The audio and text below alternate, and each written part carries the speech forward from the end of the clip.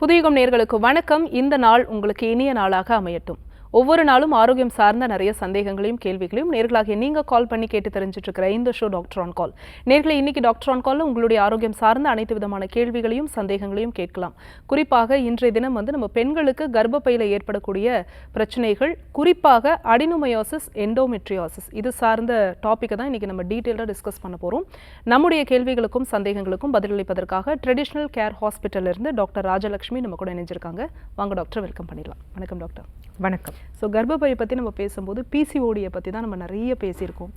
பல்கி யூட்ரஸும் ஈக்குவலண்ட்டான ஒரு விஷயம். அதாவது ஒரு கர்ப்பப்பை வீக்கமாக காணப்படக்கூடிய ஒரு விஷயம்.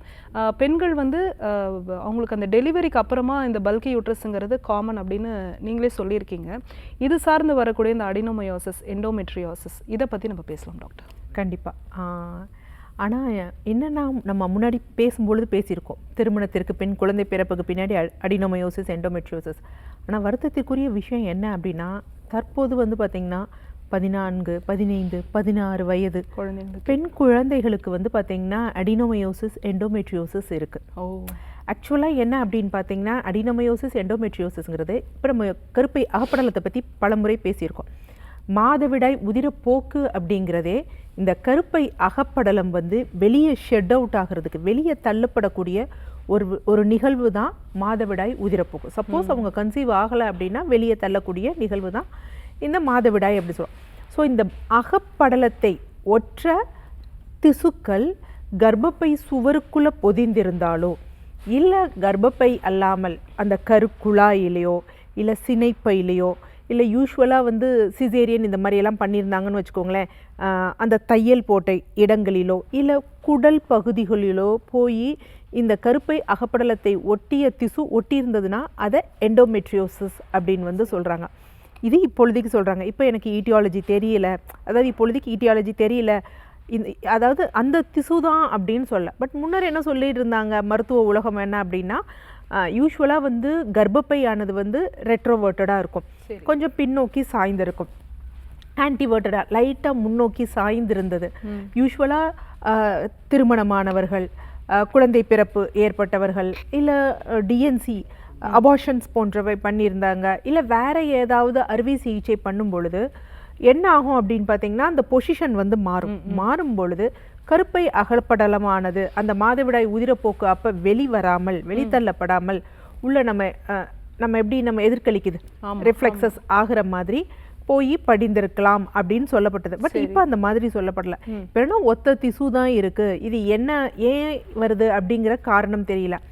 ஆனால் உடம்பு என்ன பண்ணும் அப்படின்னா, இப்போ மாதவிடாயின் பொழுது என்ன ஆகும் அப்படின்னா, இந்த அகப்படலத்தை வெளித்தள்ளணும்னு அங்கே அதிகமாக அந்த ஹார்மோன் ரியாக்ட் பண்ணி உதிரப்போக்கு, ரத்த ஓட்டத்தை அங்கே அதிகமாக கொண்டு போகும். அப்போ சுருங்கி கான்ட்ராக்ட் பண்ணி வெளியே தள்ளும். இது அந்த இடங்களில் இருந்ததுன்னா, சப்போஸ் அடினோமயோசிஸ்ங்கிறது கர்ப்பப்பையோட அந்த சுவரும் திசு மசில்ல செஞ்சதுக்குள்ள புதந்து இருந்தாலும் சரி, இல்ல மற்ற இடங்கள்ல பற்றி இருக்கிற எண்டோமெட்ரியோசிஸ்னாலும் அங்கேயும் அதே ஆக்ஷன் தான் நடக்கும். என்ன அப்படின்னு பாத்தீங்கன்னா, ரத்த ஓட்டம் அங்க அதிகமா போகும், சுருங்குற தன்மை இருக்கும், வலி வேதனை இருக்கும். ஸோ அப்போ யூஸ்வலாக இரண்டிலையும் குறிகுணம் ஒரே மாதிரி தான் இருக்கும். பெயின்ங்கிறது சில பேருக்கு, பல பேருக்கு பெயின் தான் மேஜராக ஜாஸ்தியாக இருக்கும். சிலருக்கு என்ன அப்படின்னு பார்த்தீங்கன்னா, உதிரப்போக்கு அப்படிங்கிறது ரொம்ப அதிக அளவில் இருக்கும். உதிரப்போக்காக போகிறது, கட்டியாக போகிறது, அந்த மாதிரி இருக்கும். சில பேருக்கு பார்த்தீங்க அப்படின்னா, இல்லற வாழ்வில் இருக்கும் பொழுது வலி வேதனைகள் போன்றவை. சிலருக்கு பீரியட்ஸ் அப்போ மற்றும் பெயின் இல்லாமல் பீரியட்ஸ் வருவதற்கு முன்னாடி பெயின் இருக்கும். அது மாதிரி கருமுட்டை ரிலீஸ் ஆகக்கூடிய நாட்களில் பெயின் இருக்கும். யூஸ்வலாக இதோட மேஜர் காம்ப்ளிகேஷன்ஸ் என்ன அப்படின்னா, வலி வேதனைகள் உதிரப்போக்கு இருப்பினும், இப்போ நம்ம சொன்னோம் பார்த்தீங்களா, இந்த டீனேஜ் கேர்ள்ஸ்க்கு இல்லை திருமணம் ஆகி குழந்தை பிறக்கலை அப்படிங்கிறவங்களுக்கு இந்த எண்டோமெட்ரியோசிஸ் இருக்குது பார்த்தீங்களா, இது சினைப்பையில் கவ்வி இருக்கும். சரி. ஸோ சினைப்பையில் கவ்விட்டு சில பேருக்கு எண்டோமெட்ரியோட்டிக் சிஸ்ட்னு சொல்லுவாங்க.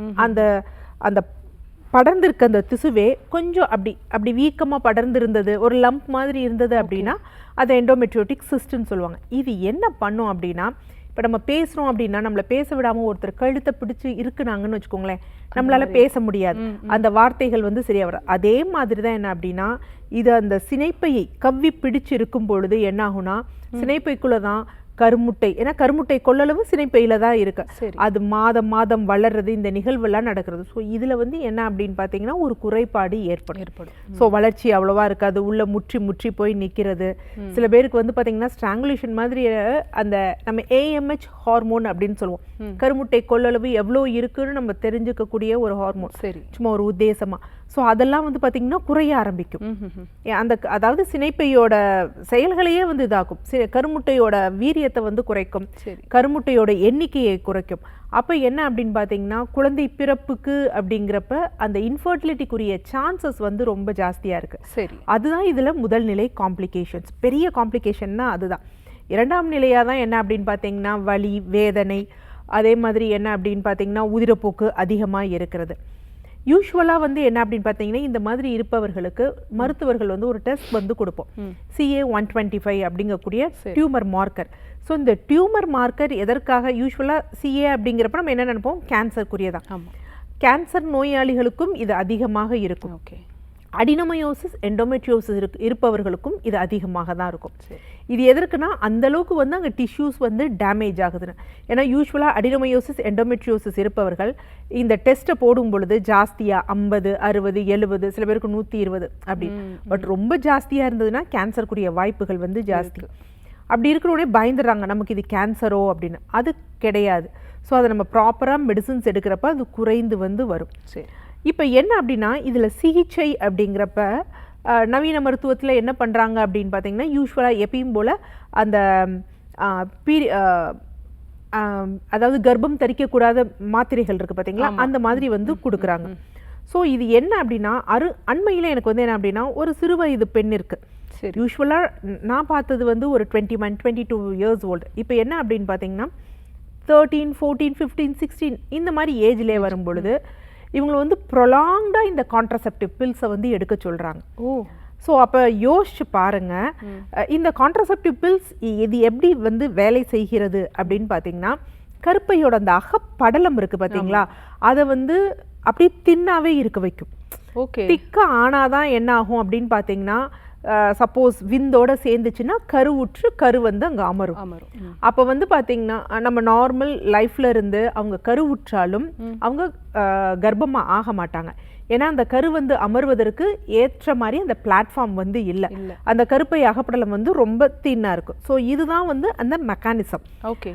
இப்போ இதை ஏன் இதற்கு கொடுக்குறாங்க அப்படின்னா இதுதான் இந்த கருப்பை அகப்படலம் மாதிரி ஒற்றை திசு தான் எல்லா இடத்துலையும் இருக்குன்னு சொல்றதுனால அங்கேயும் வந்து பார்த்தீங்க அப்படின்னா அது வந்து தின்னாதான் ஆகணும் அப்படிங்கிற விஷயத்துல கொடுக்குறாங்க. பீரியட்ஸும் வந்து ரெகுலராக வர்ற மாதிரி இருக்கும். ஒரு சிலருக்கு பெயினோட அந்த ரேஞ்சும் வந்து குறைய ஆரம்பிக்கும். ஆனால் இதுவே ரொம்ப நெடுநாட்களாக எடுக்கும் பொழுது அவங்க பின்னாடி கருவுறுவதற்குரிய இது குறைந்து போயிடும். அடுத்து ஹார்மோனல் இம்பேலன்ஸ், இந்த ஹார்மோன் ஆர்டிஃபிஷியலாக கொடுக்குறாங்க, ஈஸ்ட்ரோஜனும் ப்ராஜெஸ்ட்ரோனும். அப்போ கல்லீரல் ஆனது வந்து பார்த்தீங்கன்னா இந்த ஆர்டிஃபிஷியல் ஹார்மோன் இது பண்ணுறப்ப பாதிக்கப்படுது. நேச்சுரலாக நம்ம ஹார்மோன் செக்ரீட் ஆகுறதும் என்ன ஆகிடும் பார்த்தீங்கன்னா குறைந்து போயிடும். இந்த மாதிரி தொடர்ந்து ஆர்டிஃபிஷியல் ஹார்மோன்ஸ் எடுக்கும் பொழுது கல்லீரலில் இந்த ப்ராசஸ் ரொம்ப அதிகமாகும் பொழுது என்ன ஆகும் அப்படின்னா நம்ம பித்த நீர் இருக்கு பார்த்தீங்களா, அது வந்து ரொம்ப வந்து அதாவது குளகுளப்பு தன்மை ஸ்லெட்ஜ் ஆகும். அதனால பித்தப்பையில கற்கள் வருவதற்கு வாய்ப்பு இருக்கு. அதாவது நம்ம நினைக்கிறோம் இது ஒரு விஷயம் தானே அப்படின்னு. இதை ஏதோ இப்போ வந்து ஒரு குழந்தை பிறப்புக்காக இது பண்றோம், ஒரு 1 month, 2 month, 3 month. ஆனால் க்ரானிக்காக நம்ம யூஸ் பண்ணோம் அப்படின்னா அதனுடைய சைடு எஃபெக்ட்ஸ் ஜாஸ்தி. இப்போ இந்த கருப்பை அகப்படலத்தில் வந்து நம்ம பல முறை நம்ம பேசியிருக்கோம். கருப்பை அகப்படலம் வந்து அதிகமாக வீங்கி இருக்கிறது, எண்டோமெட்ரியல் ஹைப்பர்ட்ரோஃபி அப்படின்னு, ஹைப்பர்பிளேஷியா அப்படின்னு. யூஸ்வலாக நார்மலாக மேக்ஸிமம் 9 to 10 மில்லிமீட்டர் இருக்கணும். அதை தாண்டு 11 மில்லிமீட்டர், 1.5 சென்டிமீட்டர், 2 சென்டிமீட்டர், 2.5 சென்டிமீட்டர் அப்படிங்கிறப்ப யூஸ்வலாக என்ன ப்ராசஸ் பண்ணுவாங்கன்னா டிஎன்சிங் பண்ணுவாங்க, அதை சுரண்டி எடுக்கிறத பண்ணுவாங்க. இங்கே அதுவும் முடியாது. ஏன்னா இது இந்த இடத்துல இல்லை, நம்ம ஒரு தையல் போட்டிருக்காங்க அப்படின்னா அங்கே போய் பற்றி இருக்கும், சினைப்பை இது பண்ணியிருக்காங்கன்னா அங்கே பற்றி இருக்கும். பட் அப்பையும் ப்ரொசீஜர் பண்ணுறாங்க. இந்த இது பண்ணுறப்போ ஒரு சின்ன சர்ஜரி லேப்ரோஸ்கோப்பியில் பண்ணி மைல்டாக எடுக்கிறாங்களே தவிர ஃபுல்லாக வந்து எடுக்க முடியாது. அது மாதிரி அடுத்த பீரியட்ஸ்க்கும் அதே மாதிரி ஆகும் பொழுது திருப்பி அது டெபாசிட் ஆகும், திருப்பி நம்ம சர்ஜரி பண்ணணும். ஸோ இது வந்து ஒரு திருமணமாகி குழந்தை பிறப்பு அப்படின்னு முடிஞ்சிருச்சுன்னா பிரச்சனை இல்லை. ஸோ அந்த திருமணமாகாத பெண்கள், குழந்தை பிறப்பை எதிர்நோக்கி இருக்க பெண்களுக்கு என்ன அப்படின்னா ரெக்கரண்ட்டாக பண்ண வேண்டிய ஒரு விஷயம். அடுத்து 2 என்ன அப்படின்னு பார்த்தீங்கன்னா, ஸ்கார், தழும்புகள் விழ ஆரம்பிச்சிடும். ஓகே. இந்த சர்ஜரியால் அங்கே தழும்புகள் விழுந்தாலும் அதுவும் கருமுட்டை வந்து வளர்ச்சியை வந்து பாதிக்கும், குழந்தை பிறப்பையும் வந்து தாமதப்படுத்தும். Okay doctor. ஸோ அப்போ அந்த ப்ரொசீஜரும் பண்ணாதனால ஹார்மோனல் மெடிசன் ஒன்று மட்டும்தான் சான்சஸாக இருக்குது. பட் நமது பாரம்பரிய மருத்துவ முறைகள் என்ன அப்படின்னு பார்த்தீங்கன்னா, அந்த ஹார்மோனை கரெக்டாக ரெகுலேட் பண்ணுற மாதிரி மருந்துகள் கொடுக்கும் பொழுது அவங்களுக்கு அந்த பெயினோட அந்த டிகிரி வந்து குறைய ஆரம்பிக்கும். ஓகே. அதே மாதிரி CA-125 அதிகமாக இருந்தாலும் அதுவும் குறைஞ்சு நார்மல் ஆகும். அதே மாதிரி அவங்களோட அந்த திக்கனிங்கும் கொஞ்சம் கொஞ்சமாக வந்து குறைய ஆரம்பிக்கும். Okay doctor. ஸோ இதை பற்றி இன்னும் நம்ம நிறைய விஷயம் தெரிஞ்சுக்கலாம். ஏன்னா வந்து கர்ப்பப்பையில் ஒரு பிரச்சனை, இந்த அடினோமியாசிஸ்க்கு வந்து சர்ஜரி, அதாவது யூட்ரஸ் வந்து ரிமூவ் பண்ணணுன்ற மாதிரியான விஷயங்கள் இருக்குது. இதை பற்றி நம்ம பேசலாம். காலர் கிட்ட பேசிட்டு வந்துடலாம். வணக்கம், டாக்டர் ஆன் கால். உங்கள் பேர் சொல்லுங்கள். ஹலோ, இணைப்பில் இருக்கீங்கம்மா. உங்கள் பேர் எந்த ஊர்லேருந்து? ஹலோ அம்மா, நீங்கள் பேசுறது கேட்குது. உங்கள் பேர் சொல்லுங்கள். திருப்பூர் மாவட்டம் மேடம். சரி, மடத்துக்குளங்க. சரி, பாத்தீங்கன்னா பேசுறேங்க. யாருக்கா கேட்குறீங்கம்மா? பிள்ளைக்காக. என்ன வயதாகுதுமா? பையனா பொண்ணா? பொண்ணுக்குங்க 20 வயசு ஆகுதுங்க மேடம். சரி, உங்க கேள்வியை கேட்கலாமா? கேட்கலாம். வணக்கம் ஃபாத்திமா. பிள்ளைக்கு வந்துங்க மேடம் சாப்பிடவே முடிய மாட்டேங்குதுங்க. இடுப்பு வலிங்க மேடம். ஓகே. அப்புறம் வாந்தி ஒமட்டும் மாதிரி ஏற்கனவே அபாசன் ஆயிருக்குதுங்க. ஓகே. அதுதான் கேட்கலான்னு. இப்ப திருமணமாகி எவ்வளவு காலம் ஆகுது? 1 வருஷம் தான் ஆகுதுங்க மேடம். 1 வருடம் ஆகுது. ஸோ 1 வருடம் இந்த திருமண வாழ்க்கையில வந்து ஒரு முறை கருத்தரிச்சிருக்காங்க. ஆமா ஆமாங்க. அந்த ஒரு முறை கருத்தரித்ததுல வந்து அந்த குழந்தை வந்து அபார்ஷன் ஆயிடுச்சு. ஆமாங்க மேடம். எவ்வளவு காலத்துல, எவ்வளவு நாட்கள்ல இல்ல எவ்வளவு மாதங்கள்ல ஆனது? இது ஒரு 2 மாசம் இருந்ததுங்க மேடம். ஓகே. அபார்ஷன் ஆயிடுச்சுங்க மேடம். 2 மாசம் வந்து நீங்க மருத்துவரிடம் போய், அதாவது ஃபர்ஸ்ட் நீங்க யூரின் டெஸ்ட் பார்த்தீங்க, பாசிட்டிவா இருந்தது. மருத்துவரை போய் பார்த்தீங்களா? ஆமா ஆமாங்க, பார்த்துதான் அபார்ஷன் ஆயிடுச்சுன்னு அப்புறம் கிளீன் பண்ணியாச்சுங்க மேடம். என்ன காரணம் சொன்னாங்க? அது ஒன்றும் சொல்லலைங்க. கிளீன் பண்ணி விட்டு அப்புறம் வந்ததாங்க மேடம். மாத்திரை மெடிசின் கொடுத்தாங்க. தைராய்டு டெஸ்ட் எடுத்து பார்த்தாங்களா பொண்ணுக்கு? அதெல்லாம் எடுக்கலைங்க மேடம். தைராய்டு டெஸ்ட் எடுத்து பார்க்கல? இல்லைங்க மேடம். அதுவா அபார்ஷன் ஆயிடுச்சு? ஆமா ஆமாங்க. ஆனா ஹார்ட் ரேட் அதில் பார்ப்பதற்கு முன்னாடியே 2 மாதங்கள்ல அபார்ஷன் ஆயிடுச்சு அந்த குழந்தை. ஆமா ஆமாங்க மேடம். ஆனா அது அபார்ஷன் ஆன பிறகுதான் இப்ப உங்களுக்கு இடுப்பு வலி வருதா? இடுப்பு வலிங்க மேடம். சாப்பிட முடியலைங்க. தொண்டையில என்னமோ இருக்குதோ, மாத்திரை வாமிட் வர மாதிரியே இருக்குது அப்படின்னு சொல்லி மாத்திரை போட்டுதான் சாப்பிடுவாங்க. ஓகே. இப்போ வந்து பாத்தீங்கன்னா வயிறு வலிக்குது அப்படின்னு சொல்றீங்க பாத்தீங்களா? வயிறானது மேல் வயிறு வலிக்குதா இல்ல வலதுபுறம் மேல் வயிறு வலிக்குதா? அதுதான் தெரியலைங்க மேடம். புள்ள ஊர்ல கோயம்புத்தூர்ல இருக்குதுங்க. மோஷன் நல்லா போறாங்களா? மோஷனும் போக மாட்டேங்குதுங்க மேடம். 4 நாளைக்கு அதுக்கு மாத்திரை போட்டுதான் வெளியே போகுதுங்க. இந்த மோஷன் போறது கஷ்டமா இருக்குது எவ்வளவு காலமா இருக்கு? அது இப்பதான் 2 மாசமா தான் இருக்குதுங்க மேடம். அதாவது கருத்தரித்த பிறகுதான்? ஆமா ஆமாங்க. சரி, நிகழ்ச்சியை தொடர்ந்து கவனிங்க, கண்டிப்பா நான் விளக்கம் தரேன். ஸோ இவங்களோட பொண்ணுக்கு என்னவா இருக்க பாசிபிலிட்டி இருக்கு அப்படின்னா, ஸோ கருத்தரித்த பிறகு தான் அவங்களுக்கு அந்த கான்ஸ்டிபேஷனுங்கிறது ரொம்ப ஜாஸ்தியாக இருக்குது. ஸோ கான்ஸ்டிபேஷனால் அபார்ஷன் ஆகலை. மேபி அவங்களுக்கு முன்னாடியே வந்து பார்த்தீங்கன்னா தைராய்டு இருந்திருக்கலாம், சப்கிளினிக்கல் தைராய்டு. அதை சரியாக வந்து அவங்க அணுகாமல் இருந்திருக்கலாம்.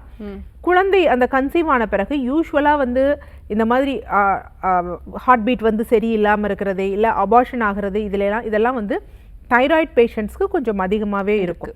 ஸோ அப்போ என்ன அப்படின்னு பார்த்தீங்கன்னா, உங்களுக்கு அதனால தான் அபார்ஷன் ஆயிருக்கு. மலச்சிக்கல் இருந்தாலே ஏதோ ஒரு விஷயம் நம்ம கடந்து போயிடக்கூடாது, கரெக்டாக அதை அணுகணும். காலையில் எந்திரிச்சோடனே மலம் கழித்தாலே நமக்கு எந்த பிரச்சனையும் வந்து கிடையாது. அடுத்து இப்போ என்ன பண்ணாங்க, ப்ரொசீஜர் பண்ணி முடிச்சுட்டாங்க. இப்போ என்னென்னா அவங்களுக்கு சாப்பிட முடியல, கொமட்டல் இருக்குது அப்படிங்கிறதுனா, ஸோ இந்த டிஎன்சி பண்ண பிறகு இல்லை ஏதாவது மெடிசன்ஸ் கொடுத்து அவங்க எக்ஸ்பெல் பண்ணியிருந்தாங்கன்னா, அந்த மெடிசன்ஸ் ஆன்டிபயோட்டிக் எடுத்ததோடதுல வந்து கொஞ்சம் கட் பாக்டீரியா வந்து பாதிக்கப்பட்டிருக்கலாம். பாதிக்கப்பட்டது இன்னொன்று கொஞ்சம் ஏதாவது பெயின் NSAID மாதிரி மருந்துகள் கொடுத்துருக்கலாம். ஸோ அதனால என்ன அப்படின்னு பார்த்தீங்கன்னா, அவங்களுக்கு அல்சர் போன்றவை ஏற்பட்டிருக்கலாம். அதனால தான் அவங்களுக்கு வாந்தி போன்ற விஷயங்கள் ஏற்படுது. இடுப்பு வலி இருக்குது அப்படின்னு சொல்கிறாங்க. ப்ரொசீஜரை பொறுத்த, அதாவது பண்ண பிறகு ஃபுல்லாக எக்ஸ்பெல் ஆயிடுச்சான்னு பார்க்கணும். அது ரொம்ப முக்கியமான ஒரு விஷயம். இல்லைனா கொஞ்சம் ரெம்னன்ட் இருந்ததுன்னா PID மாதிரி, அதாவது இடுப்பு பகுதியில் இன்ஃபெக்ஷன்ஸ் மாதிரி வர வாய்ப்பு இருக்குது. வரும் 17ஆம் தேதி கோயம்புத்தூரில் நமது ட்ரெடிஷ்னல் கேர் மருத்துவமனையோட ஹெல்த் சென்டருக்கு முடிஞ்சால் ரிப்போர்ட்ஸ் எடுத்துகிட்டு வந்து உங்கள் பொண்ணை நேரில் பார்க்க சொல்லுங்கள். ஹாஸ்பிட்டல் காலர் லைனில் இருக்காங்க, யாருன்னு பார்க்கலாம். வணக்கம், டாக்டர் ஆன் கால். உங்கள் பேர் சொல்லுங்கள். ஹலோ சாந்தி. எந்த ஊர்லேருந்து? திண்டுக்கல்ல இருந்து. சரி, யாருக்கா கேக்குறீங்க? எனக்காக தான் மேடம். இந்த 2 மாசத்துக்கு முன்னாடி கருப்பு இது வந்து கட்டி இந்த குடல் இறக்கணும் ஒரு ஆபரேஷன் பண்ணுங்க மேடம். குடல் இறக்கத்துக்காமா? ஆபரேஷன் பண்ணிட்டேங்க மேடம். ஆனா உள்ள புண்ணா இருக்கு. காலு 2 காலுமே வலிக்குதுங்க மேடம். எந்திரிக்க முடியல. படுக்கிறப்ப காலை நீச்சி படுக்க முடியல. ரொம்ப வலி இருக்குதுங்க மேடம். ஒரு இடது பக்கம் தான் ரொம்ப வலிக்குதுங்க மேடம். உங்க வயசு என்னம்மா? வயசு 53ங்கம்மா. 53 ஆகுது. 2 மாதத்துக்கு முன்னாடி குடல் இறக்கத்துக்கு ஆபரேஷன் பண்ணீங்க? ஆபரேஷன் பண்ணிருக்கேன். ஆமாங்க மேடம். அது வந்து முதல்ல கருப்பு பையில வேற அந்த குடும்ப கட்டுப்பாடு செய்யறீங்க மேடம். அது வந்து ஓட்ட வந்துருச்சுன்னு சொல்லி சொன்னாங்க டாக்டர். ஓகே. அதுவும் பண்ணி இந்த வலை வச்சு தச்சிருக்காங்க. ஓகே. நைட்டு தூங்கும்போது அப்படி இந்த முறுக்கு விடுறதுல அப்போ இழுத்து பிடிச்சி வலிக்குதுங்க மேடம். ஆனா கால் ரொம்ப வலிக்குதுங்க மேடம். ஓகே. காலானது இடுப்புல இருந்து அந்த பின் பகுதியில் அப்படியே கால் பின்னாடியே வலி இழுக்குதா? வலி இழுக்குங்க மேடம். சரி. அந்த குதிகால் வந்து குதிகால்ல இருந்து பாத விரல்கள்ல இழுக்குது. ஆமாங்க மேடம். ஓகே. சரி. இப்ப இந்த வலி எல்லாம் இந்த ஆபரேஷன் பண்ண பிறகுதான் இருக்கா இல்ல முன்னாடியே இருக்கா? முன்னாடி வந்து 1 வாரத்துக்கு முன்னாடி இருந்துச்சுங்க மேடம். ரொம்ப லேசாதான் இருந்துச்சு. ரொம்ப வலி இல்ல. இப்ப வந்து அதிகமா இருக்குங்க மேடம். வேற எதற்காவது மருந்து மாத்திரைகள் சாப்பிடுறீங்களா? இல்லங்க மேடம். பிரஷர் மாத்திரை மட்டும் எடுத்துக்கிறீங்க மேடம். ஓகே. யூரின் எப்படி போகுதா? ரொம்ப ஜாஸ்தி இல்ல, நல்லா போகுது மேடம். நார்மலா தான் போகுது? நார்மலா தான் போகுது. இரவு நேரத்துல எத்தனை தடவை யூரின் போறீங்க? ஒரு தடவை தாங்க மேடம் இருந்திருக்கேன். எத்தனை மணிக்கு? 2 மணி 3 மணி இருக்குங்க. காலையில எந்திரிச்ச உடனே டாய்லெட் போயிடுறீங்களா? பாத்ரூம் போயிடுவாங்க. காலையில எந்திரிச்ச உடனே போயிடுறீங்க? ஃப்ரீயா போயிடுறீங்க? 2 பாத்ரூம் போயிடுவீங்க. இல்ல கஷ்டப்படாம போயிடுறீங்கல்ல? கஷ்டப்படாம போயிடுவீங்க. ஓகே. குழந்தை பிறப்பெல்லாம் நார்மல் டெலிவரியா சிசேரியனா? ரெண்டுமே நார்மல் தாங்க மேடம். சரி. ஓகே. இப்ப மாதவிடாய் நின்றுச்சா? நின்றுச்சுங்க மேடம். 6-7 வருஷம் ஆகுது மேடம். 6-7 வருஷம் ஆகுது. இந்த 6-7 வருஷத்துல கால்சியம் லெவல் இதெல்லாம் செக் பண்ணி பாத்தீங்களா? கால்சியம் மாத்திரை சாப்பிட்டு இருக்கீங்க மேடம். எவ்வளவு காலமா சாப்பிடுறீங்க? ஒரு 3 வருஷம் சாப்பிடுறீங்க மேடம். சரி. இப்ப ரீசெண்டா கால்சியம் செக் பண்ணி பாத்தீங்களா எவ்வளவு நார்மலா இருக்கான்னு? நேத்து போய் கவர்மெண்ட்ல கூட பாத்தீங்களா? கால்சியம் மாத்திரை தொடர்ந்து எடுத்துக்கன்னு சொன்னாங்க மேடம். ஓகே. விட்டமின் D3 பாத்தீங்களா? அது பாக்கலங்க. சரி. ஓகே. என்னவா இருக்க உங்களுக்கு வாய்ப்பு இருக்கும் அப்படின்னு பாத்தீங்கன்னா, முதுகு தண்டுவடத்துல இடுப்பு பகுதிகளில் நிறைய வந்து முதுகு தண்டுவட எலும்பு இருக்கும். அதுல L4, L5, L5S1ன்னு இருக்கு. இதுக்கு 2க்கும் இதுக்கு நடுவுல வந்து ஒரு சின்ன குருத்தெலும்பு மாதிரி இருக்கும். இந்த குருத்தெலும்பானது விலங்கி இருக்கலாம், இல்லை கொஞ்சம் நசுக்கப்பட்டிருக்கலாம். நசுக்கப்படும் பொழுது என்ன அப்படின்னா, அந்த இடுப்பு பகுதிகளில் இருந்து கால்களுக்கு வரக்கூடிய நரம்புகள் வந்து நசுங்கப்படும். ஸோ யூஸ்வலாக எப்படி இருக்கும்னா, இடுப்பு பகுதி, இடுப்புல இருந்து பக்கவாட்டு இருக்குது பார்த்தீங்களா, பக்கவாட்டு, கால் பின்பகுதி, குதிகால், பாத விரல்கள், இங்கெல்லாம் என்ன அப்படின்னா நரம்பு வந்து பிடித்து இழுக்கும். ஸோ இது யூஸ்வலாக சயாட்டிக் நர்வுன்னு சொல்லுவாங்க, பேராசன நரம்பு அப்படின்னு சொல்லுவாங்க. ஸோ இது தாபிதப்படும் பொழுது என்ன ஆகும் அப்படின்னா, இரவு தூங்கும் பொழுது தான் இந்த வலி வேதனைகள் அதிகரிக்கும். ஸோ யாருக்கு இது ரொம்ப ஜாஸ்தியாக இருக்கும் அப்படின்னு பார்த்தீங்கன்னா, கால்சியம் சத்து கம்மியாக இருப்பவர்களுக்கு, விட்டமின் D3 நார்மலாக இல்லைன்னா நீங்கள் கால்சியம் மருந்து மாத்திரைகள் எடுத்தாலும் பெரிதாக வந்து பயன் இருக்காது. அதே மாதிரி விட்டமின் B12 சத்து குறைபாடு இருந்தாலும் இந்த நரம்புகள் வந்து பாதிப்புகள் ஏற்படும். இதில் மலச்சிக்கல் இருந்தது அப்படின்னா இன்னமும் இந்த தொந்தரவு கொஞ்சம் ஜாஸ்தியாகும். ஏன்னா மலக்குடலோட அந்த பகுதி வந்து இந்த எலும்பு பின்னாடி வந்து முன்னாடி வந்து இருக்கும். இங்கே அதிகமாக மலம் வந்து சேர்ந்து இருந்தது அப்படின்னா என்ன ஆகும் அப்படின்னு பார்த்தீங்கன்னா, இது கொஞ்சம் பின்னோக்கி தள்ளப்படும். அப்போ காலை மலம் கழிக்கும் பொழுது கடினத்துவம் இருந்தது அப்படின்னா, நீங்கள் மோஷன் போயிட்டு வந்த பிறகு என்ன ஆகும் அப்படின்னு பார்த்தீங்கன்னா, இடுப்பு பகுதியிலேருந்து ரொம்ப வலி எடுக்கும், நரம்பு பிடித்து இழுப்பது போல இருக்கும். நீங்கள் இரவு நேரத்தில் வந்து பார்த்தீங்கன்னா, இல்லை ரொம்ப தண்ணீர் கால் அதிகமாக வைக்கிறது, இரவு வந்து ஏசி வந்து உங்கள் காலில் படுற மாதிரி இருந்துச்சுன்னா இன்னமும் இந்த நரம்பு தாபிதம் அதிகமாக இருக்கும். ஸோ ஏசிலெல்லாம் படுக்கிற பழக்கம் இருக்குது, இந்த வெயிலுக்கு என்னால் முடியாது மேடம் அப்படின்னா காலில் கொஞ்சம் சாக்ஸ் போட்டுட்டு வந்து படுங்க. ஸோ இப்போ என்ன அப்படின்னு பார்த்தீங்கன்னா, லம்பார் டிஸ்பல்ஜ் தான் உங்களுக்கு இருப்பதற்குரிய வாய்ப்பு அதிகமாக இருக்கும். ஸோ அதற்கு தக்க வகையில் நீங்கள் வர்ம சிகிச்சை எடுத்து நரம்புகளை வந்து தூண்டி விடுற மாதிரி மருந்துகள் சாப்பிட்டீங்க அப்படின்னா அது நார்மலாகிடும். ஆனால் கால்சியம் மாத்திரை தொடர்ந்து அப்படியே போட்டுக்கிட்டே இருக்கக்கூடாது. உங்களுக்கு கால்சியம் எவ்வளோ இருக்குது, விட்டமின் D3 எவ்வளோ இருக்குதுன்னு பார்த்து போடணும். கால்சியம் மாத்திரை அப்படியே போட்டுட்டு இருந்தோம்னா சிறுநீரக கற்கள் வந்து ஏற்படுறது, இல்லைனா ரத்த நாளங்களில் போய் கால்சியம் படிகிறது, அதற்குரிய வாய்ப்புகளும் இருக்குது. காலர் லைனில் இருக்காங்க, யாருன்னு பார்க்கலாம். வணக்கம் டாக்டர் ஆன் கால், உங்கள் பேர் சொல்லுங்கள். வணக்கம் மேடம். வணக்கம்மா, உங்க பேரு எந்த ஊர்லேருந்து? மேடம் என் பேர் ராமச்சந்திரன் மேடம். ஓகே, திருநெல்வேலியிலிருந்து பேசுறேன் மேடம். சரி, யாருக்கா கேட்குறீங்க? எனக்கு தான் மேடம். உங்க வயது சொல்லிட்டு கேள்வியை கேட்கலாம் டாக்டர் கிட்ட. ஓகே, வயது 37 மேடம். 37. சொல்லுங்க சகோதரரே, என்ன சந்தேகம்? மேடம் எனக்கு ஒரு சளி ரொம்ப பிடிச்சிருக்கு மேடம். சளி ரொம்ப பிடிச்சிருக்குன்னா எப்பவுமே அப்படி இருக்கா இல்லை இப்பதான் அப்படி இருக்கா? இது ஒரு 2 வாரமா இருக்கு மேடம் எனக்கு. ஓகே, 2 வாரமா சளி பிடிச்சிருக்கு. அது எந்த ஒரு ஸ்மெல்லும் தெரிய மாட்டேங்குது மேடம் மூக்குல. ஓகே, இந்த 2 வாரமா தான் அப்படி இருக்கு. ஆமாங்க மேடம், ஒரு 2 வாரமா அப்படி இருக்கு மேடம். மூக்குல எந்த எந்த எந்த ஒரு வாடையும் தெரிய மாட்டேங்குது. ம், எது சாப்பிட்டாலுமே டேஸ்டும் தெரிய மாட்டேங்குது மேடம். ஓகே, டேஸ்ட்டும் தெரிய மாட்டேங்குது, மூக்குல ஸ்மெல்லும் தெரிய மாட்டேங்குது, ஒரு ஸ்மெல்லும் தெரிய மாட்டேங்குது மேடம். ரொம்ப பயமா இருக்கு. ஃபீவர் எதுவும் வந்ததா? ஃபீவர் வந்தது மேடம். ஆமா மேடம். ஓகே, இந்த சளி பிடிக்கிறதுக்கு முன்னாடி வேற ஏதாவது சாப்பிட்டீங்களா? வேற ஒன்றும் சாப்பிடல மேடம். என்னது? வேற எதுவும் சாப்பிடல. இல்லை வெயில்ல போயிட்டு வந்து ஐஸ் வாட்டர் குடிக்கிறது அந்த மாதிரி எதுவும் பண்ணீங்களா? ஐஸ் வாட்டர் குடிக்கிறது இல்லை மேடம். இல்லை, குடிக்கிறது இல்லை. சரி, ஓகே. ஆனால் இதுக்கு முன்னாடி உங்களுக்கு இந்த மாதிரி சளி தொந்தரவு, வீசிங் அந்த மாதிரிலாம் எதுவும் இருந்தது இல்லைல்ல? இதுக்கு முன்னால இருந்தது மேடம். எனக்கு இதுக்கு முன்னாடி நோஸ் பிரச்சனை இல்லை மேடம். சுவாசிக்க முடியாது, என்னால ரொம்ப சுவாசிக்க முடியாது. சுவாசிக்க முடியாத பிரச்சனை இருந்ததா? இருக்கு. ஆமா மேடம், இருக்கு மேடம். ஆஸ்மா எவ்வளவு காலமா இருக்கு? ஆஸ்மா டாக்டர் போய் கேட்டோம். ஆஸ்மான்னு சொல்லல. ஆஸ்மாலாம் இல்லைங்க தல. இது ஏதோ அலர்ஜி மேடம். இன்ஹேலர்லாம் யூஸ் பண்ற பழக்கம் இருக்கா?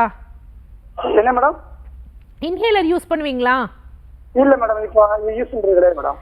அதாவது என்ன அப்படின்னா, ஆஸ்துமா அப்படின்னா என்ன இருக்குன்னா, மூச்சு விடுறதுல கஷ்டமா இருக்கும், மாரை இறுக்கி பிடிக்கிற மாதிரி இருக்கும். ஓகேவா?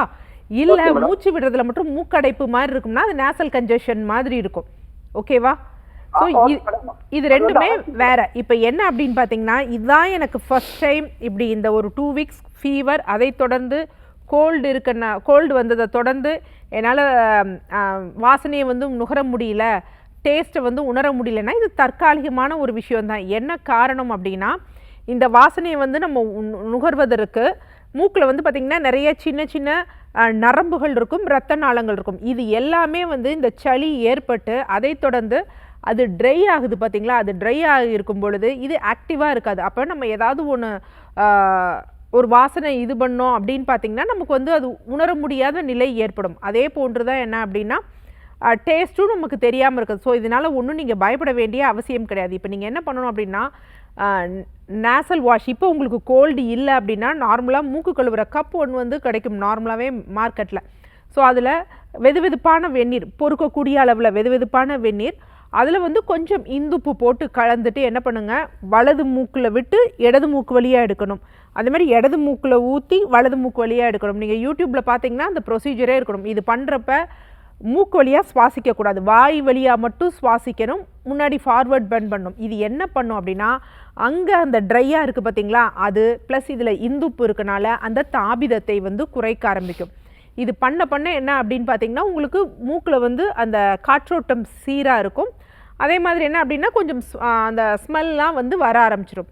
ஸோ இதை பண்ணிவிட்டு உடனே என்ன பண்ணணும்னா, நார்மலாக நீர்க்கோவை மாத்திரைன்னு சித்தா ஆயுர்வேதா மெடிக்கல் ஷாப்பில் இருக்கும்.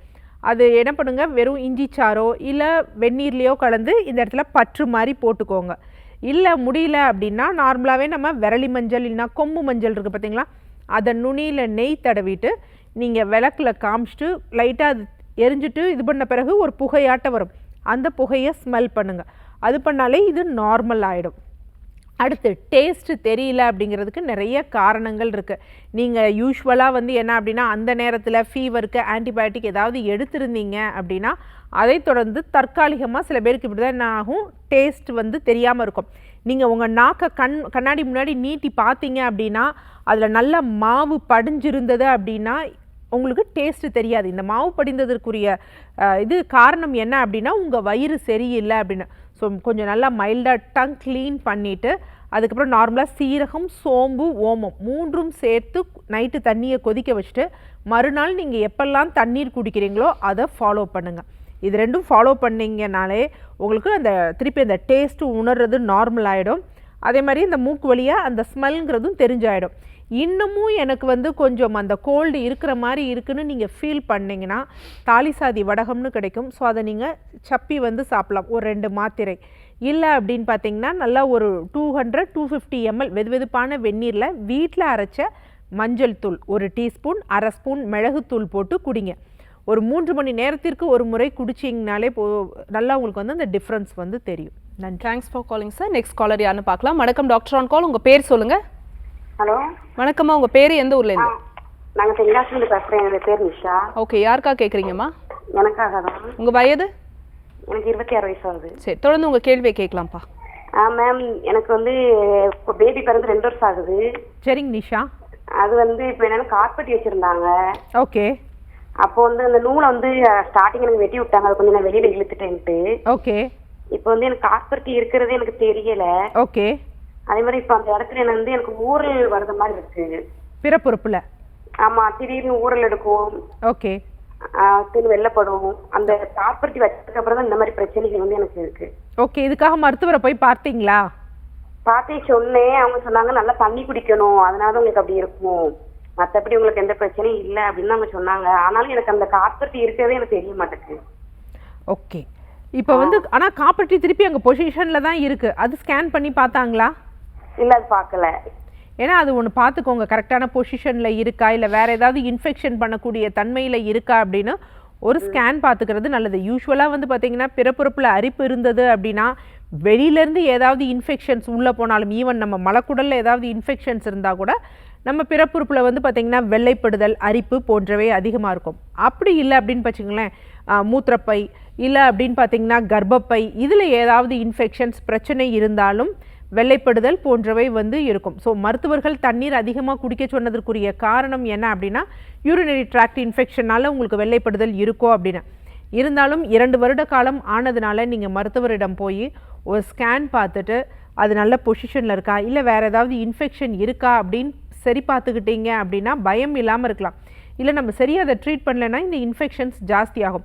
கர்ப்பப்பையில் வச்ச அந்த காப்பர்ட்டி ஒன்றும் பிரச்சனை இல்லை, அதை தொடர்ந்தும் வந்து எந்த இன்ஃபெக்ஷன்ஸும் இல்லை அப்படின்னா அடுத்து நம்ம டவுட் பட வேண்டியது 2. ஒன்று வந்து என்ன அப்படின்னா யூரினரி ட்ராக்ட் இன்ஃபெக்ஷன், அந்த பிளாடர் மூத்திரப்பை, அதுக்கு மேலே வர டியூபு, அங்கே ஏதாவது இன்ஃபெக்ஷன்ஸ் மாதிரி இருக்கா, இல்லை மலம் சம்மந்தப்பட்ட இன்ஃபெக்ஷன்ஸ் இருக்கான்னு பார்த்து அதற்கு தக்க வகையில் வந்து சிகிச்சை வந்து எடுக்கணும்.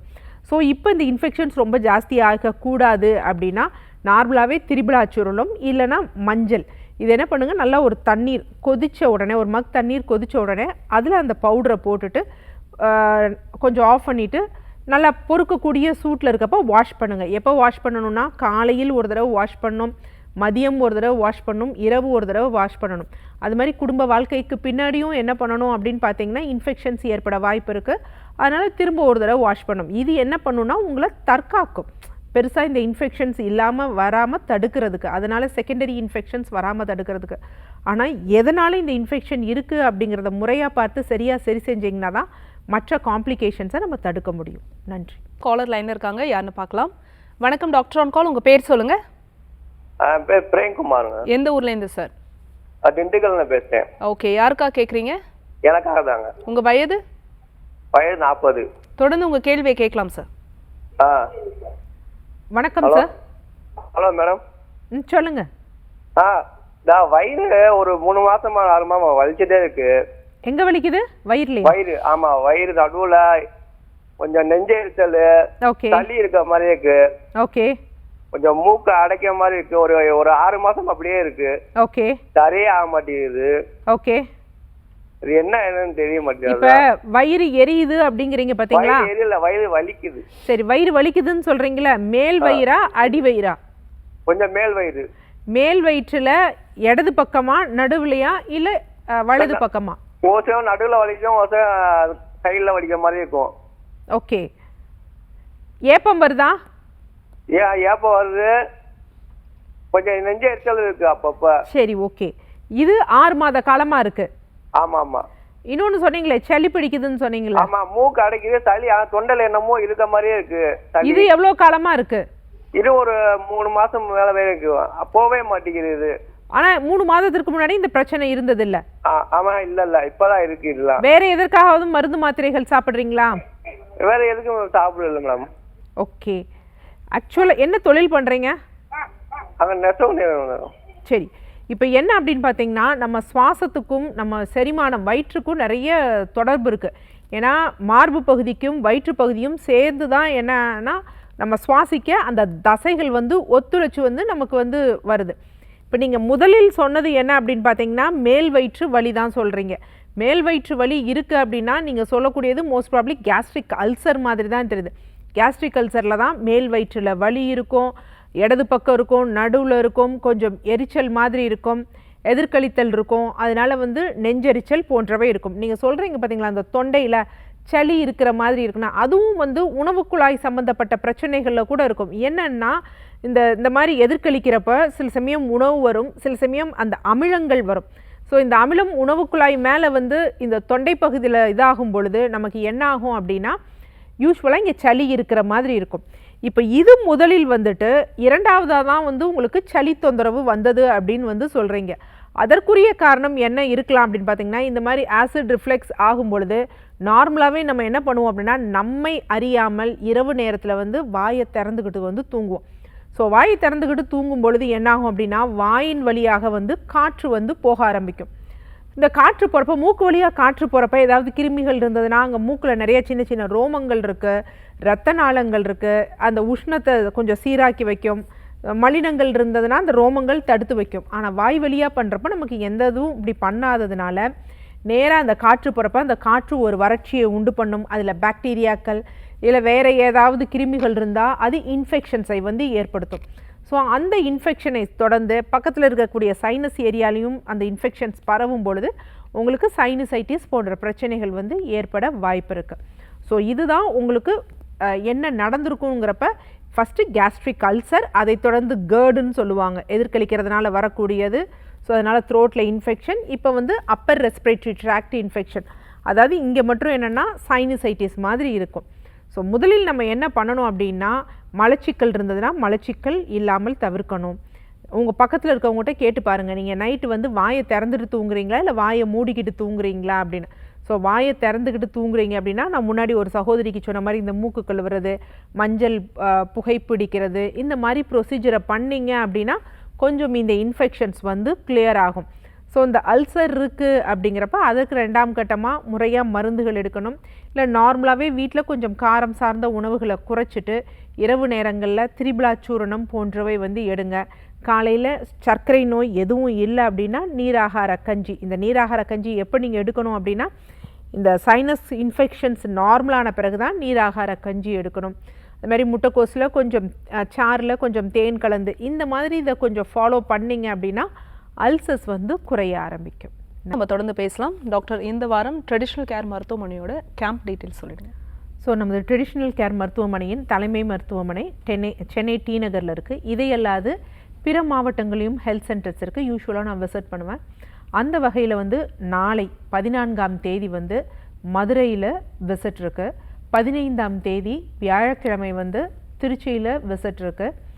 17ஆம் தேதி சனிக்கிழமை வந்து கோவை சித்தாபுதூரில் விசிட் இருக்குது. ஸோ அருகாமையில் இருக்கிறவங்க கன்சல்டேஷன் எடுக்கணும்னு நினைக்கிறவங்க அப்பாயின்மெண்ட்ஸ் வாங்கிட்டு உங்களுடைய பழைய ரிப்போர்ட்ஸ் எடுத்துகிட்டு வந்து நேரில் பார்க்கலாம். ஓகே, ஒரே ஒரு கேள்வி கேட்கணும்னு சொல்லி இந்த டாக்டர், அடினோமியோசிஸ்க்கு வந்து யூட்ரஸ் ரிமூவ் பண்ணுறது தான் சொல்யூஷன்ற மாதிரி ஒரு கண்டிஷன் இருக்குது. சித்த மருத்துவத்தில் இதுக்கு வந்து என்ன தீர்வு இருக்குது? ஆமாம், யூஸ்வலாக வந்து பார்த்திங்கன்னா கர்ப்பப்பை அப்படிங்கிறது கோவிலில் உள்ள கருவறையாட்டம், அதை நீக்கக்கூடாது.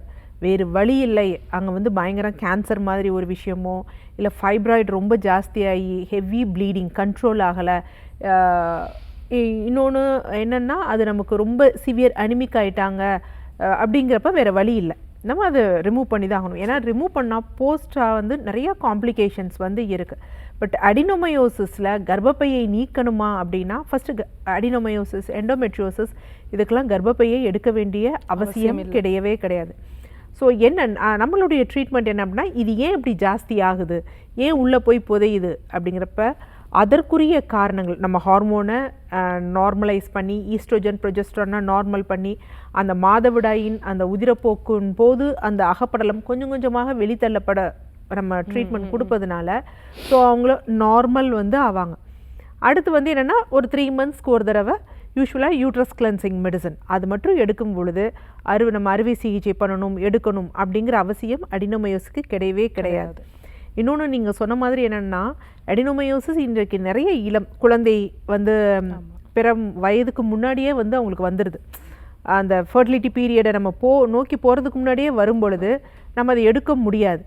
சிறு வயதிலேயே அடினோமயோசிஸ்க்கு நம்ம எடுத்துட்டோம் அப்படின்னா சிறு வயதிலேயே அந்த ஹார்மோன்ஸ் எல்லாம் இல்லாமல் போயிடுச்சுன்னு வச்சுக்கோங்களேன். அப்போ என்ன ஆகும் அப்படின்னு பார்த்தீங்கன்னா நம்ம முன்னாடி ஒரு பதிவில் சொன்ன மாதிரி தான் இந்த ஹார்மோன்ஸ் தான் பெண்களுக்கு வந்து ஆண்களை காட்டிலும் இருதய சம்பந்தப்பட்ட பிரச்சனை வராமல் தடுப்பதற்குரிய காரணம் பெண்களுடைய கர்ப்பப்பை சம்பந்தப்பட்ட ஹார்மோன்ஸ் தான். ஸோ எந்த பெண்களுக்கெல்லாம் சீக்கிரம் அதாவது ஹிஸ்டெக்டமி பண்ணிட்டாங்களோ இல்லை எந்த பெண்களுக்கெல்லாம் இள வயதிலேயே மாதவிடாய் நின்றுச்சோ அந்த பெண்களுக்கு மாரடைப்பு வருவதற்கான சாத்தியக்கூறுகள் வந்து அதிகமாக இருக்குது. ஸோ அவ்வளோ ஈஸியாக வந்து அதை நம்ம ரிமைனிங் டேஸை வந்து நம்ம அந்த கர்ப்பப்பை இல்லாமல் நம்ம வந்து இது பண்ணிட முடியாது. ஸோ அடினோமயோசிஸ் அப்படிங்கிறதுக்கு கண்டிப்பாக அறுவை சிகிச்சைங்கிறது அவசியம் கிடையாது. ஓகே டாக்டர், நம்ம தொடர்ந்து பேசலாம். ஒரு காலர் லைனில் இருக்காங்க. வணக்கம் டாக்டர் ஆன் கால், உங்கள் பேர் சொல்லுங்கள். வணக்கம், இணைப்பில் இருக்கீங்க, உங்கள் பேர்? ஹலோ, உங்கள் பேர் சார்? எந்த ஊர்லேருந்து கூப்பிடுறீங்க? சரவணன், பொத்தனூர்லேருந்து. ஓகே, யாருக்கா கேட்குறீங்க? வீட்டுக்காரம்மா பேசுறேங்க. சரி, மனைவியோட வயது என்ன சார்? 50. 50. உங்கள் கேள்வியை கேட்கலாம். மூச்சு விட முடியாமல் போயிருங்க. எவ்வளோ காலமாக சார் உங்கள் மனைவிக்கு இந்த பிரச்சனை இருக்குது? அது இப்போ 4-5 வருஷமாவே டெய்லியுமே இப்படி தாங்க இருக்குது. மூச்சு விட முடியல அப்படின்னா இங்கே இருந்தால் மூச்சு விட முடியலையா இல்லை நெஞ்சு வலிக்குதுன்னு சொல்கிறாங்களா? இல்லைங்க, வயிறு எரிச்சலாக இருக்குது அப்படிங்குதுங்க. மூச்சு ஒரு சொம்பு தண்ணி கூட தூக்க முடியாத அளவுக்கு கொஞ்சம் வெயிட் தூக்கணுமா பிடிச்சோம்னா மூச்சு. வேற கைகள் வேற எதுக்காவது மருந்து மாத்திரை சாப்பிட்றாங்களா? ஜீவகுமார் டாக்டர் தான் பார்த்து ஒரு மாத்திரை எழுதி கொடுத்தாருங்க, அது வாங்கி சாப்பிட்டு இருக்குங்க. எதற்காக? டாக்டர் கிட்ட தாங்க, எம்டி டாக்டர் கிட்ட தான் கொண்டு காட்டி மாத்திரை வாங்கி சாப்பிட்டு. எதற்காக மாத்திரை கொடுக்குறேன்னு சொல்லியிருக்காங்க? இந்த மூச்சு விட முடியாது, நுரையீரல்ல சளி இருக்கு அதனால அப்படின்னு சொல்லி. நுரையீரல்ல சளி இருக்குன்னு எக்ஸ்ரே இல்லைன்னா ஸ்கேன் எதுவும் எடுத்து பார்த்தாங்களா?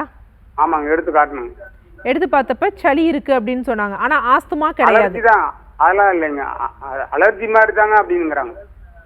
ஓகே, அதாவது ஒன்று புரிஞ்சுக்கணும் சகோதரரே, நம்ம முன்னாடி சொன்ன மாதிரி தான் இந்த சில பேருக்கு வந்து நுரையீரல் சம்மந்தப்பட்ட பிரச்சனை இருக்கும், அது நமக்கு வந்து வயிறு சம்மந்தப்பட்ட பிரச்சனையாட்டம் இருக்கும். சிலருக்கு வயிறு சம்மந்தப்பட்ட பிரச்சனை இருக்கும், அது நுரையீரல் சம்மந்தப்பட்ட பிரச்சனையாட்டம் இருக்கும். நீங்கள் சொன்னீங்க பார்த்தீங்களா, வயிறு வலிக்குது அப்படிங்கிறப்ப அல்சரேஷன் இருந்தாலும் இந்த வயிறு வலி இருக்கும் பொழுது இங்கே அந்த செரிமானத்தின் பொழுது இந்த தசைகள் வந்து சுருங்கி விரிவதால் சுவாசமும் வந்து கொஞ்சம் கஷ்டமாக இருக்கும். ஸோ நீங்கள் எக்ஸ்ரே எடுத்தீங்க, எக்ஸ்ரே எடுத்தப்ப சளி இருந்தது. அந்த சளி அப்படிங்கிறது எப்படின்னா நிறைய இருக்குது, அந்த சுவாச குழாய்களில் ஃபுல்லாக சளி இருந்தது அப்படின்னா அது ப்ராங்கைட்டிஸ்னு சொல்லுவாங்க. அதுவும் ஒரு வகையான ப்ராங்கியல் ஆஸ்துமா தான். ஓகேவா? அதில் சுவாசம் விட கஷ்டமாக இருக்கும், நெஞ்சை வந்து யாரோ இறுக்கி பிடிக்கிற மாதிரி இருக்கும், ஒரு மாதிரி என்ன சொல்கிறது விசில் ஊதுற மாதிரி சத்தம் கேட்கும். ஓகேவா? அது ப்ராங்கைட்டிஸ். அது சாதாரண சளி கிடையாது, சும்மா சாதாரண மூக்கில் அடைச்சிருக்கு அந்த மாதிரினா அது அப்பர் ரெஸ்பிரேட்டரி ட்ராக்ட் இன்ஃபெக்ஷன். அதாவது சுவாசத்துலேயே இந்த மேல் பகுதியில் மட்டும் இன்ஃபெக்ஷன்ஸ் ஆகிருக்கிறது. இங்கே சப்போஸ் சுவாசிக்க கஷ்டமாக இருந்தது, இங்கே இறுக்கி பிடிச்சது அப்படின்னா என்ன ஆகும் அப்படின்னா நம்மளால் சாப்பிட வந்து முடியாது, தண்ணி குடித்தாலோ எதுவானாலும் வாந்தி எடுக்கும். ஏன்னா இங்கே இருக்கக்கூடிய தசைகள் வந்து கொஞ்சம் கஷ்டப்படுற பொழுது அதனை தொடர்ந்து இந்த வயிற்றுப்பகுதி தசைகளும் வந்து பார்த்திங்கன்னா பிரச்சனைக்கு உள்ளாகும். ஸோ ஃபஸ்ட்டு விஷயம் ஆஸ்துமா தானா அப்படிங்கிறத டாக்டர்கிட்ட முழுமையாக கேட்கணும். இன்ஹேலர் மாதிரி ஏதாவது எடுக்கிறாங்களா? இன்ஹேலர் கொடுத்தாங்க, ஜிஹெச்சில் கொடுத்தாங்க, அதை வாங்கி அடிச்சுக்கிட்டு இருந்தாங்க. அது எடுத்தோடனே நார்மல் ஆகிடுதா? சுவாசிக்கிறது நார்மல் ஆகிடுதா? இல்லைங்க, மீண்டும் அப்படியே தான் வந்துடுதுங்க. இல்லை அந்த அடித்த ஒரு மணி நேரம் 2 மணி நேரம் நார்மலாக இருக்காங்களா? அடிச்சோன்னா ஒரு மாதிரியா இருக்குதுங்க. ஆனால் உங்கள் குடும்பத்தில் இது வரைக்கும் யாருக்காவது ஆஸ்துமா அந்த மாதிரி இருக்கா? இல்லைங்க. வேற ஏதாவது இந்த புகை அதிகமா இல்ல இந்த நூல் பஞ்சு இருக்கிற மாதிரி இடத்துல? அலர்ஜியா, நாங்க கொடிக்கா வேலைக்கு தான் பயிருக்கு பயிர் வேலை செய்றீங்க. ஆமாங்க, கொடிக்காலுக்கு வெத்த டஸ்ட் அலர்ஜி தான் உங்களுக்கு அப்படின்னு சொல்றாருங்க டாக்டர். அலர்ஜி தான், வேற ஒன்றும் இல்லை. ஓகே, சில சமயம் இந்த அலர்ஜிக்கு எடுக்கக்கூடிய மெடிசன்ஸ்னாலையும் வயிற்றில் இருக்கக்கூடிய அந்த நல்ல பாக்டீரியாக்கள் வந்து அழிஞ்சு போகும். அப்பையும் அல்சர் மாதிரி போன்றவை வந்து ஏற்படும். முடிஞ்சால் அவங்கள நேரில் அழைச்சிட்டு வந்து பாருங்கள். நன்றி. Thanks for calling sir. So doctor, இன்னைக்கு டாக்டர் ஆன் காலில் பெண்களுக்கு கருப்பையில் ஏற்படக்கூடிய அந்த அடினோமியோசிஸ், எண்டோமெட்ரியோசிஸ், இந்த சப்ஜெக்ட் வந்து நம்ம ரொம்ப குறைவாக தான் டிஸ்கஸ் பண்ணியிருந்தோம். இன்னைக்கு ஒரு நல்ல விழிப்புணர்வான பதிவு எங்களுக்காக கொடுத்தீங்க. அதுக்கு என்ன தீர்வு அப்படிங்கிற விஷயத்தையும் சொன்னீங்க. நேரில் கேட்ட ஆரோக்கியம் சார்ந்த கேள்விகளுக்கும் பொறுமையாக பதில் சொன்னீங்க. மிக்க நன்றி. நன்றி. என்ன நேயர்களே, இன்னைக்கு டாக்டர் ஆன் கால் உங்களுக்கு ரொம்ப யூஸ்ஃபுல்லாக இருந்திருக்கும் நம்புறோம். இதே மாதிரி இன்னொரு ஹெல்தியான எபிசோடில் நாங்கள் வந்து உங்களை சந்திக்கிறோம். அது வரைக்கும் நன்றி, வணக்கம்.